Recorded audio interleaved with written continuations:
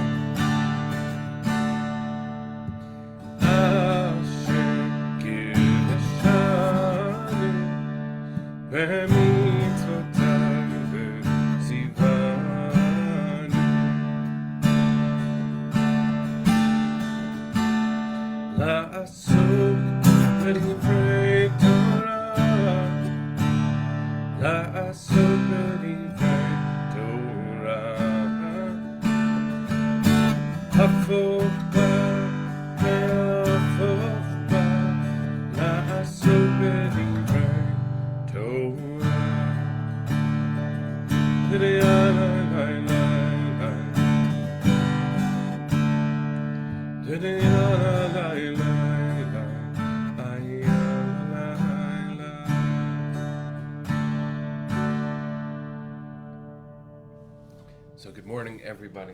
It's good to see you. Hope that you and yours are safe and well. Let's get ready for Shabbat.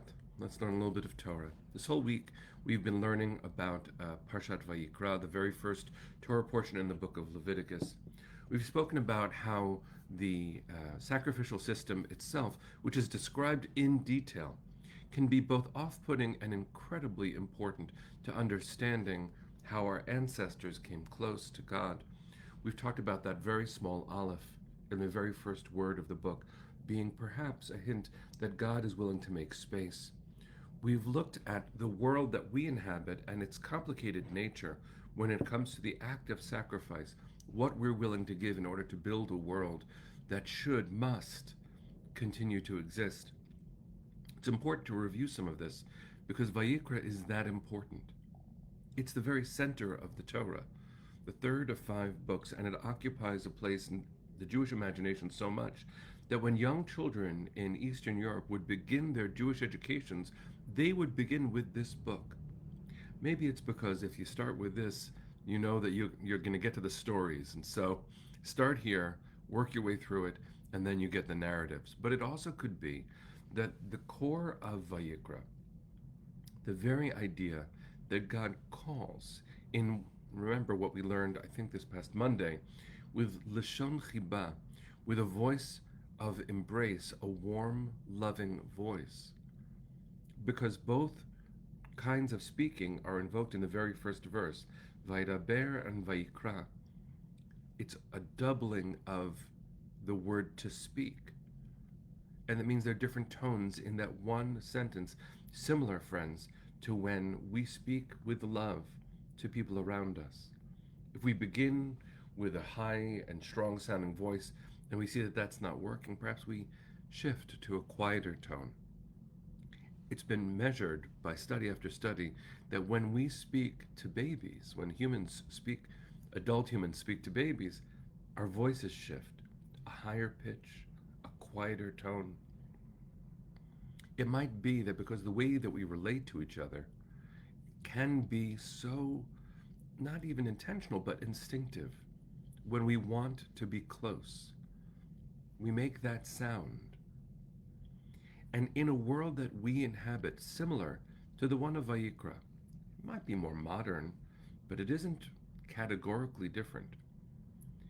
Where in order to achieve the stability and the future of the world, we must be willing to give of ourselves. It's no longer animals, but it is time and means, dedicating our lives to be building something right. Vayikra's world is our world, and the work of the priest to offer the sacrifices is our work. And the tone of God's expression in the very beginning, trying to bring Moshe close, that should be our tone too. The act of sacrifice, in Hebrew, korban, which comes from the root, not etymologically, but midrashically, is connected to the root karov, to be close. That kind of intimacy tells us that the chief message of Vayikra, the most important thing for us to truly let in from this complicated, dense book, is the idea that our relating to the world should not be what Martin Buber called an I-it relationship. We should not objectify even the world itself. As we relate to the world and all of its inhabitants, we should come to a place where we see the world in a more intimate way than it. We should see the world in what Buber called thou. The difference between I-it relationship and an I-thou relationship is actually, it's worth reading the book. It's not a thick book. Many people study it. Find I and Thou by Martin Buber. It'll take some work. It's worth it. Let me do my best in a very short period of time to explain how it might apply to the book of Vayikra. Here we are, and if we relate to the world as an it, it means the world exists as an extension of my perception, as an extension of what I need. That's not real relationship.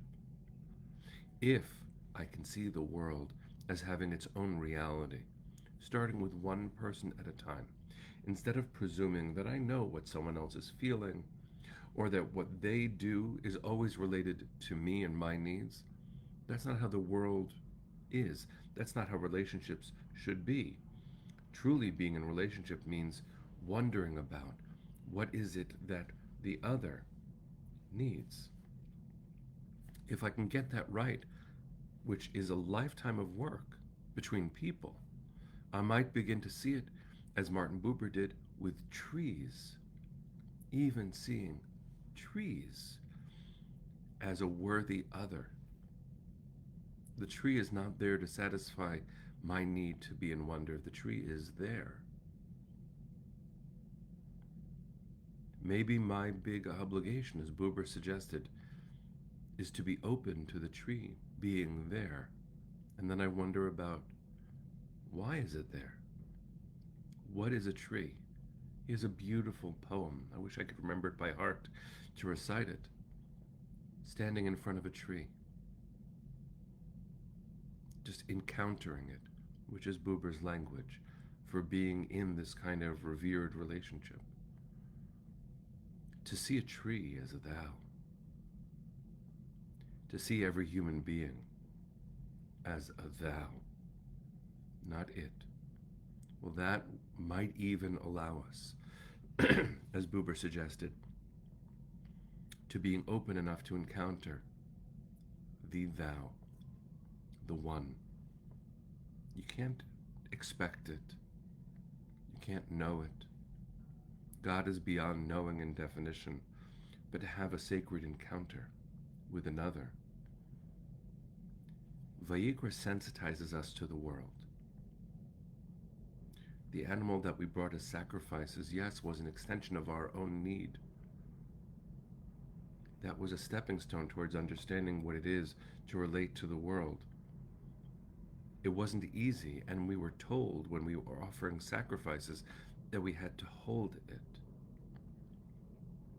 Maybe it's projection, maybe it's not the way it was in the ancient sacrificial system, but I've long believed that placing your hands on the animal that you were offering was a sharp reminder that it was alive.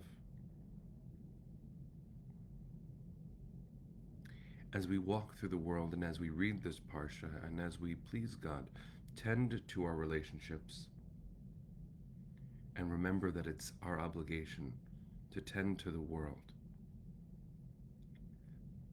Let's be blessed. Let's bless ourselves and the world itself to not take our lives or any life for granted. A stable world does cost something. Sacrifices tell us that too. But the world exists on its own terms. It should. Every human being should have the right, has the right to exist on their own terms. That's what freedom looks like. That's what dignity looks like. Perhaps this parsha, with all of its density, is to remind us that the world is full of blood and guts and gore. Just like the sacrificial system, perhaps we look away from Vayikra because it's hard to look in the mirror. And perhaps if we get that right, we'll remember how to look at other people too. Not as extensions of ourselves, not designed to meet my need for equilibrium, but as human beings, as other images of God, that it would be a gift to be near, to encounter, perhaps even to know. Let's send our hearts to the east, friends. Let's sing. Kol or balevav pnima nefesh Yehudi homia ulefatei mizrach kadima ayin letzion Sophia od lo avda tikvateinu התקווה בת שנות 2000 להיות עם חופשי בארצנו ארץ ציון וירושלים להיות עם חופשי בארצנו ארץ ציון Virushalayim. Am Yisrael Chai. Shabbat Shalom, friends. See you on Monday.